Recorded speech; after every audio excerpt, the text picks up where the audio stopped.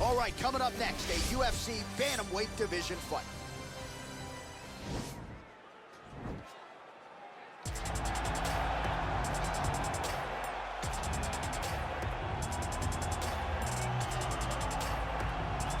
All right, so here he is, one of the more prolific takedown artists in the UFC at present. And when you get some praise from Daniel Cormier, when it comes to your offensive takedown game, you know you're doing something right. And we talk about wrestlers and judo players and grapplers, but this guy just combines all of that.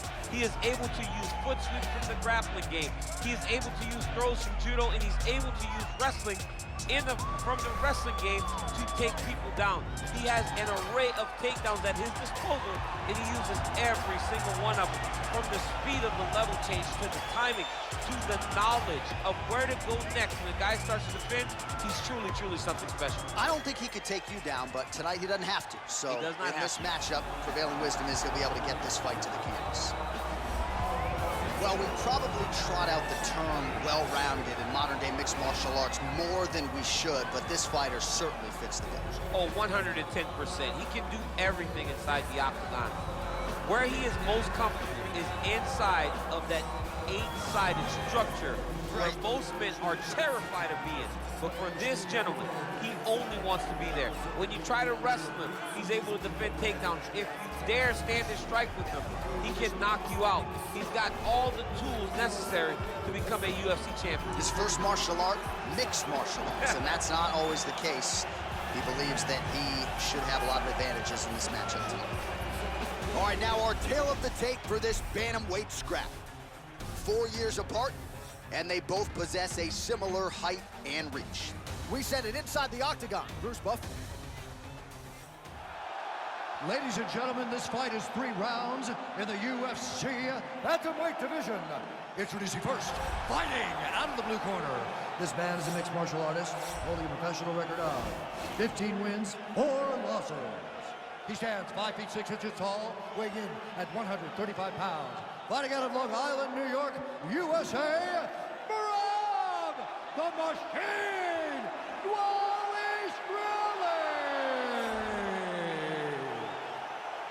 And now introducing his opponent, fighting out of the red corner. A mixed martial artist holding a professional record of 16 wins, 4 losses. He stands 5 feet 7 inches tall, weighing in at 135 pounds. Petr!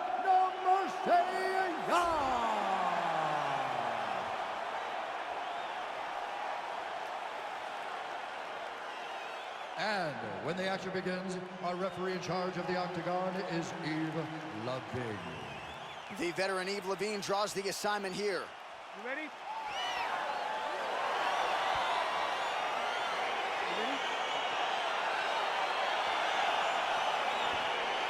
All right, so here we are, Scotiabank Arena, Toronto, Ontario, Canada, the TO, baby. Nothing quite like calling fights in front of these live fans. One time I almost defended my belt in the 6 against Anthony Johnson. I was injured, wasn't able to compete, but Max Holloway once again showed what a champion he is by defeating Anthony Pettis in this great arena.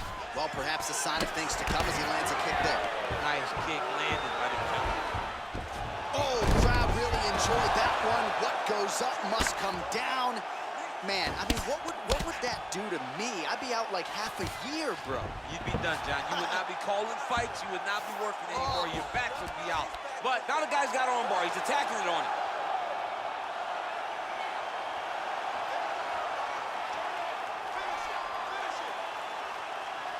Gotta be careful, arm bar. Bottom fighter trying to control. Now he's okay. Now he can escape. Making all these shots count.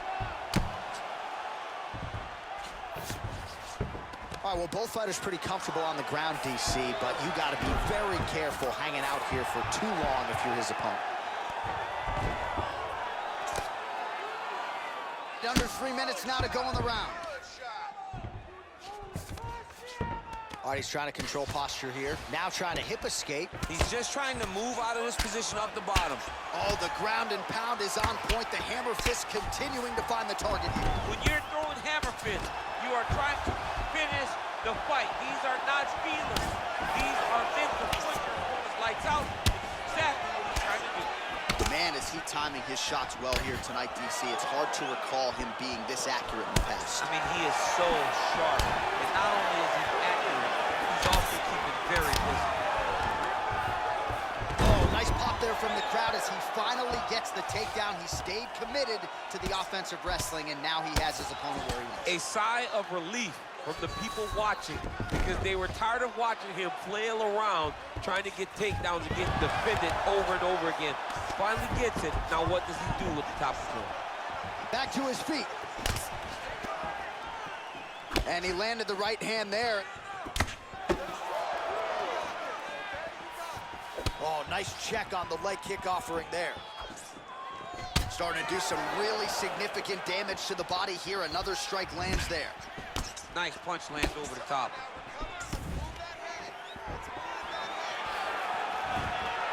Lands flush with that right hand. Just misses there with the left. Takedown attempt late, and it's good. Able to land the left hand there. In a very close round, a takedown like that might be the difference. All right, so there's the horn. That means it's the end of the round, and a lot of good offensive wrestling work from him over those previous 5 minutes. I mean, great offensive wrestling. Every time he changed levels and got to his opponent's legs, he was able to secure the takedown. Let's see what type of fatigue his opponent will carry into the next round. Take a seat. Deep breath for me. Breathe. All right, let's get him some water. Take a drink. All right, here we go. Listen, you're doing absolutely. All right, so we'll see how it goes here in this round. Previous round, it was all him just taking his opponent down really every time he entered. Yeah, every time he got in on the leg, he was able to secure a finish. And that is the idea you want as a wrestler going into a fight. If you have to change up the technique, it's fine. It's not always going to be the very first attack. When it's the first attack, you're very happy. But most times, you got to chain things together if you want to take down a great fighter. And we know how hard it is to maintain the wrestling, right? The hours required in the gym to make sure that wrestling's still at a high level. He's putting in the time. Yes, he's putting in the time. And also, you see it in his movements. When he gets to an attack, he's constantly shifting positions. He's constantly moving his opponent. He's constantly trying to give him too much information to process. Right. And that comes from a lifetime of wrestling. If he just started this, it would be very difficult to trick his opponent. But now, by giving him so many different looks, he's been able to secure takedown after takedown after takedown. Punch over the top.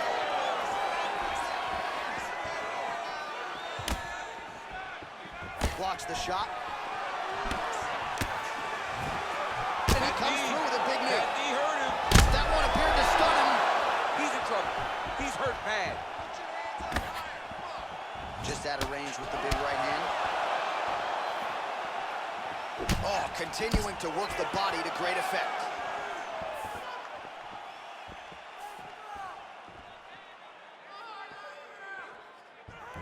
Over and over, he's landed these big body moves. Big punch lands over the top. How's he gonna follow this one? Wow, actually got the takedown. Man, isn't it fun to watch this dude work on the mat? He jumps on a headlock. We call this in wrestling just a headlock. And if you're not careful, you can get stuck in an arm triangle. Watch triangle, watch triangle.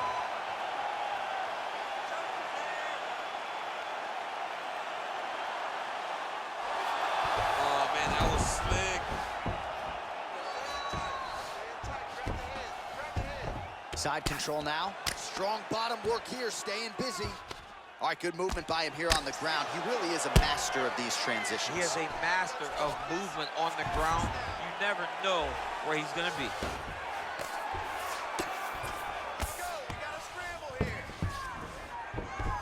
45 seconds remain in the round.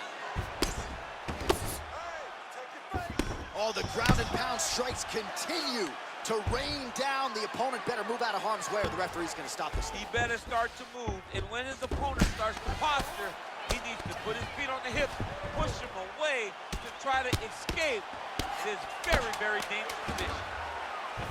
Now trying to hip escape. He's just trying to move out of this position off the bottom. Oh, and there's the horn at the end of the round. How about this fight, folks? You see, he was nearly caught in a submission there right at the end of the round. Saved by the bell. So back to the stool. Mentally, probably not in a great place here. We'll see if he can recover and get himself back into this fight. Keep your hands up. All right, now we take a look back at some of the action in that previous round, DC. A lot to like on both sides, really. I mean, both were intent on going forward. And what happens when nobody wants to take a step back? They meet in the middle. That's exactly what they did, and they both found success over the course of that round.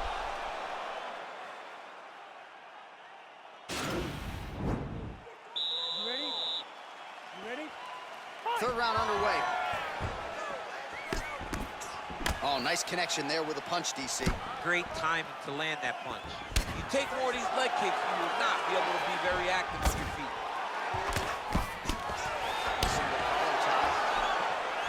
Look at the control and the posture as that big knee lands. Big elbow there lands. We got to fight, folks.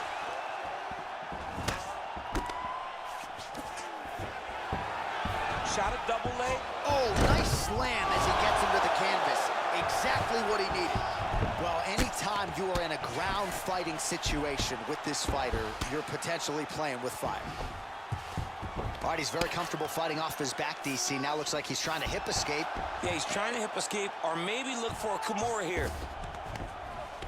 All right, side control now. We'll see if he can advance position.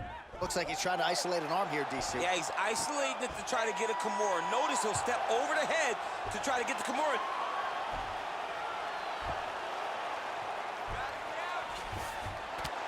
And he's out.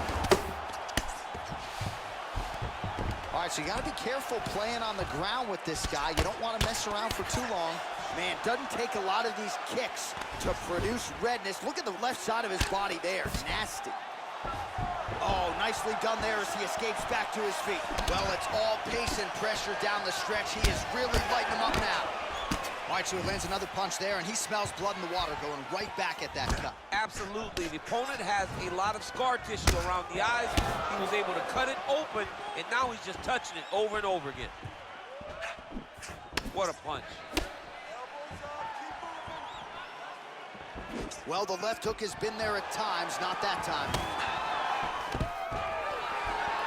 Oh, stuffs the takedown without issue. Well, missed on that one. There's no give on that leg kick. Unable to connect with the right hand. Look at him whip his hip into that kick. Oh! Use hook. Serve him up. Go get it.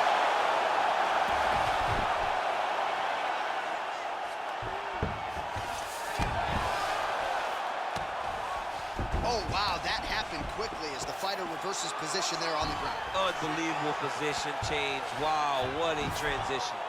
All right, he's got the full mount now. Is this one of the most dominant positions in MMA? Is that fair to say? It's a very dominant position. It's one of the most ideal positions you can get to, especially if you are fighting someone that doesn't truly understand that they're not in as much danger as they are, because it's dangerous, but there are a lot of outs, and if a person isn't very understanding of that, then you can really, really put some damage on them.